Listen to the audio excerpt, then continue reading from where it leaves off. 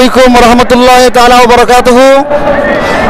আপনারা জানেন আজকে বাংলাদেশের সুন্নি জনতার সুফিজম যাদের মাধ্যমে আমরা এই এশিয়া সাবকন্টিনেন্ট এশিয়া উপমহাদেশে যে খাজা গরিব নওয়াজের মাধ্যমে আমরা যে ইসলাম পেয়েছি মদিনার, সেই ইসলামের আজকের পুনর্জাগরণ আজকে বাংলাদেশের রাজধানী আমাদের ফিলিস্তিনি ওই বর্বর ইসরায়েলি সৈন্যরা কুখ্যাত নেতানিয়াহুর নেতৃত্বে নিরস্ত্র আমাদের মা বোনদেরকে এবং শিশুদেরকে হত্যা করতেছে। তার এই প্রতিবাদে বাংলাদেশের আফামর সুন্নি জনসাধারণের উদ্যোগে এবং আউলিয়া কেরামের আজকে সমন্বয়ে আজকে বাংলাদেশের রাজধানী প্রেস ক্লাব চত্বরে প্রতিবাদ হতে যাচ্ছে।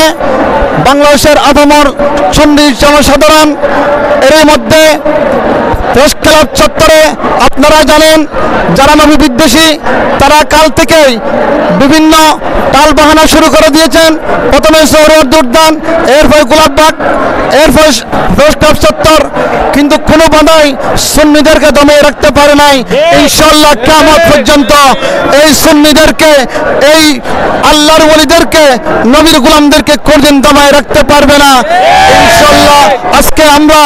আজকে যে বাংলাদেশের প্রত্যন্ত অঞ্চল থেকে সুন্নি মতাদর্শ ভিত্তিক যারা আউলিয়া কেরাম প্রতিটা দরবারের পক্ষ থেকে যারা এসে আজকের এই সুন্দর এই অনুষ্ঠানকে, এই সমাবেশকে সাফল্যমণ্ডিত করেছেন, তাদের প্রত্যেককে ধন্যবাদ জানিয়ে আমার সংক্ষিপ্ত বক্তব্য এখানে শেষ করছি। আসসালামু আলাইকুম ওয়া রাহমাতুল্লাহি ওয়া বারাকাতুহু।